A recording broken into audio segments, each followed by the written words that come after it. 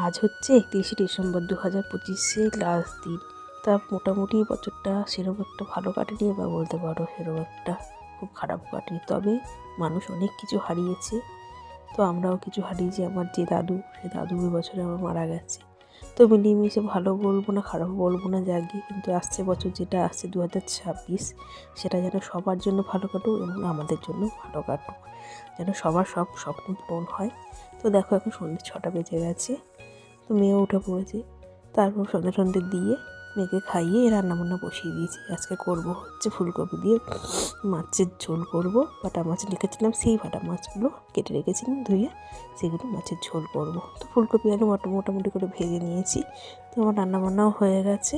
এখানে মেয়েকে পড়াতেও বসে পড়েছি। আর বাবা আসবে আজকে, যেহেতু কালকে আসেনি, নাইট ডিউটি ছিল। তো দেখো এখানে বর ভাত খাচ্ছে, আর আমি আজকে রুটি ছিল, রুটি দিয়ে আর মাছের ঝোল দিয়ে খাচ্ছি। এবছর ভালো কাটুক সব।